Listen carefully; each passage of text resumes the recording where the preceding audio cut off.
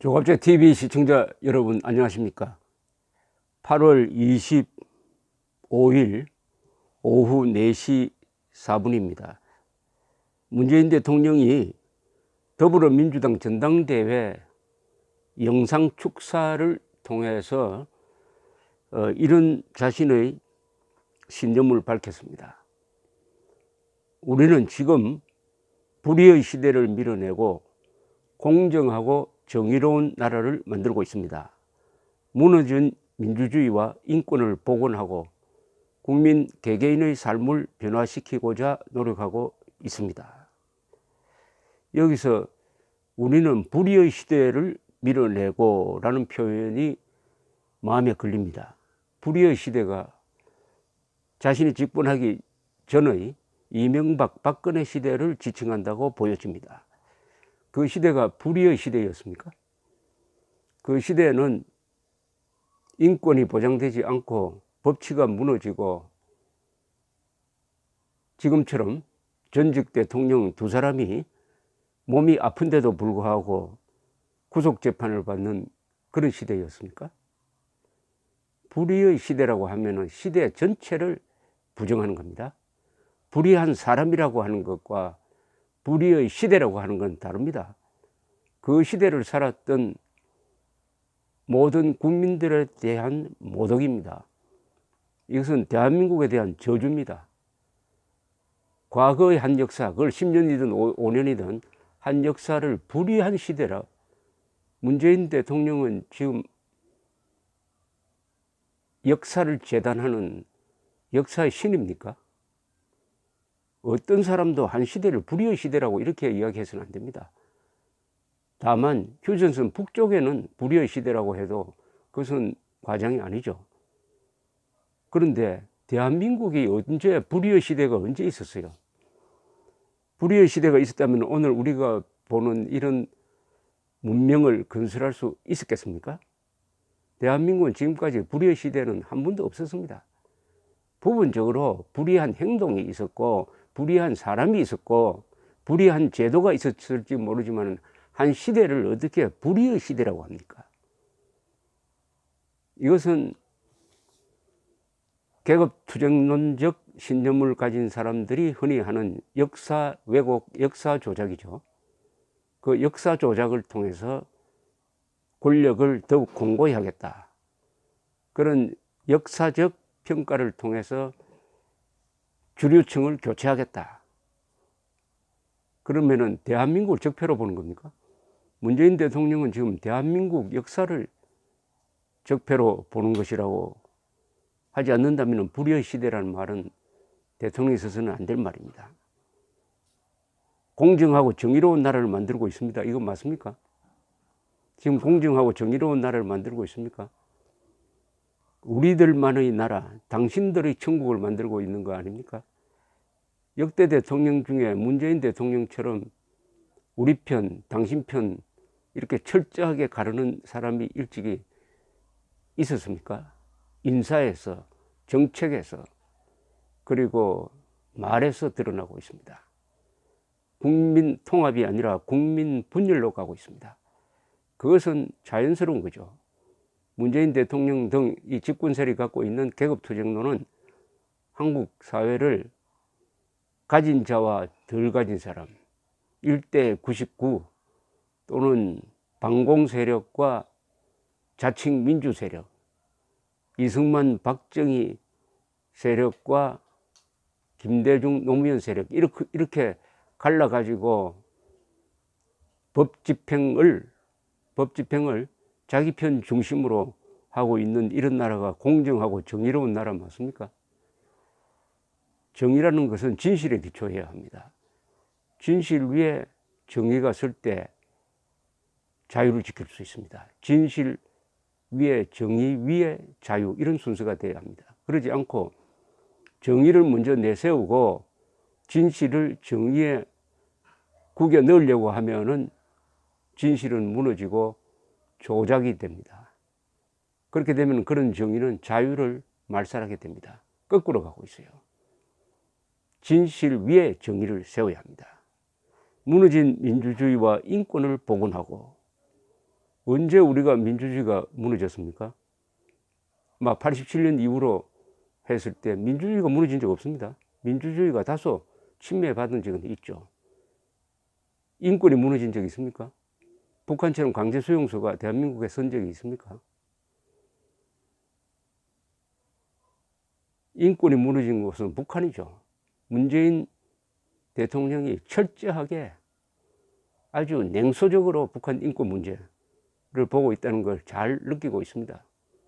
국군 포로 문제에 대해서 전혀 관심이 없다는 걸 잘 알고 있습니다. 그래 놓고 인권을 복원하고 있다고 하는데 이 인권도 자기 편의 인권이죠. 문재인 대통령 편의 인권을 더욱더 강화하고 있는 것이죠. 국민 개개인의 삶을 변화시키고자 노력하고 있습니다. 국민 개개인의 삶의 기본이 언론의 자유입니다. 사유재산권의 보장입니다. 그렇게 하고 있습니까? 개개인의 삶을 변화는 시키는데 어느 방향으로 시킵니까? 북쪽으로 시킵니까? 남쪽으로 시킵니까? 그러면서 이런 이야기를 했습니다. 우리는 올바른 경제정책 기조로 가고 있습니다. 지금 경제가 잘 되고 있다는 겁니다. 이 정책을 계속 더 충실하게 하겠다는 겁니다. 소득 주도 성장 정책을 계속 하겠다는 겁니다. 소득 주도 성장 정책을 했더니 어떤 결과가 나왔습니까? 저소득층의 소득은 더 내려가고 고소득층의 소득은 더 올라갔습니다. 그것도 큰 차이로. 그리하여 양극화를 심화시켰습니다. 양극화를 심화시키는데 성공했습니다. 그게 소득 주도 성장 정책의 중간 결산입니다. 그럼에도 불구하고 문재인 대통령은 계속 그 길로 가겠다는 겁니다. 이런 말도 합니다. 대한민국 경제가 지금 잘 되고 있다는 겁니다. 그리고 주변 국가에 비해서 성장률도 지난 정부보다 나아졌고 전반적인 가계소득도 높아졌고 상반기 수출도 사상 최고를 기록했다. 그럴까요? 상반기 수출 사상 최고, 이거 문재인 대통령 공입니까? 기업인들이 공입니까? 성장률도 지난 정부보다 나아졌고 전반적인 가계소득도 높아졌습니다. 이 길로 계속 가겠습니다. 그러나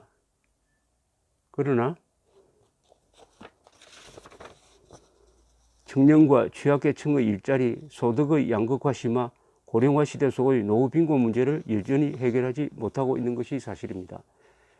그런데 어떻게 잘 되고 있다고 할 수 있죠? 서로 모순되는 거 아닙니까? 좋습니다. 일단 한번 국제 통계가 있으니까 문재인 대통령 말처럼 대한민국 경제의 기조가 잘 되고 있다. 잘 되고 있다.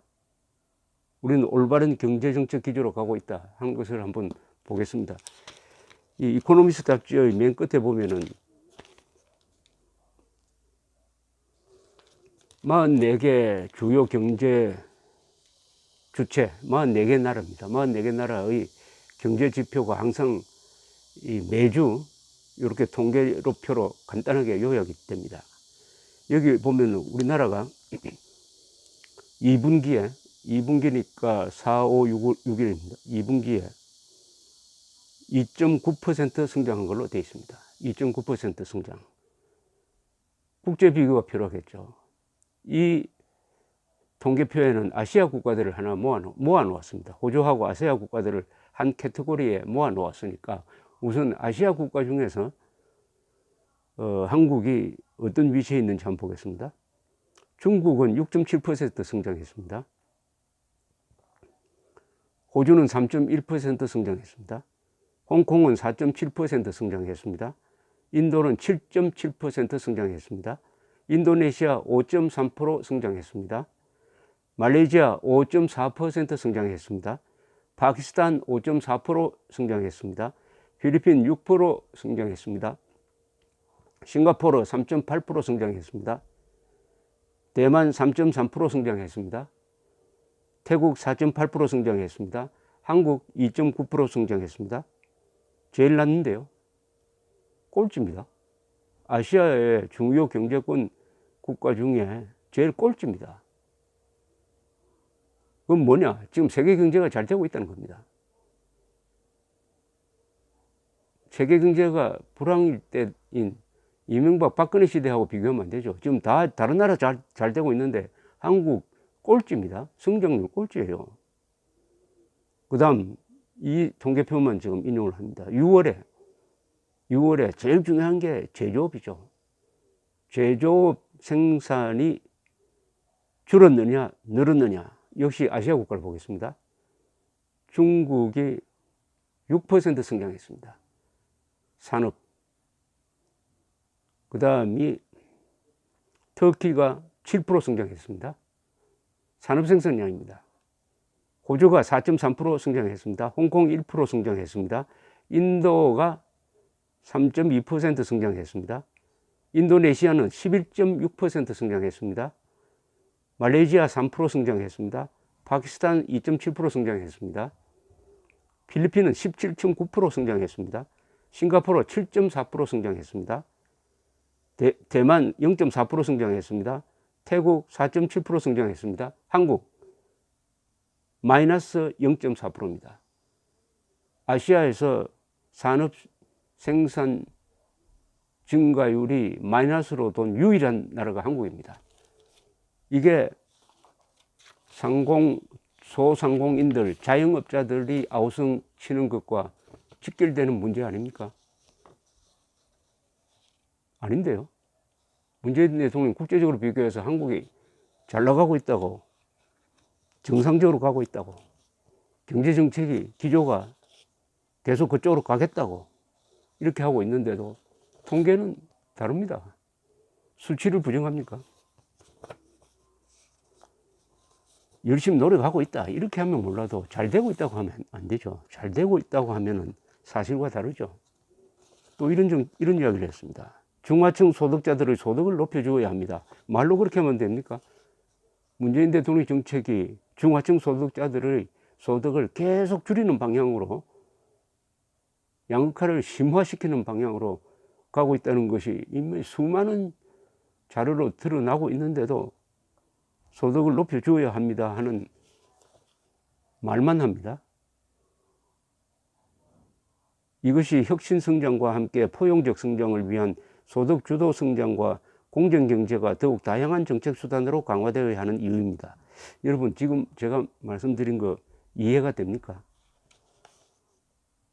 한번 다시 읽겠습니다. 이것이 혁신성장과 함께 포용적 성장을 위한 소득주도 성장과 공정경제가 더욱 다양한 정책수단으로 강화되어야 하는 이유입니다. 혁신성장, 포용적 성장, 소득주도 성장, 공정경제 다 막연한 이야기입니다. 모호한 이야기입니다. 혁신성장이 뭐냐?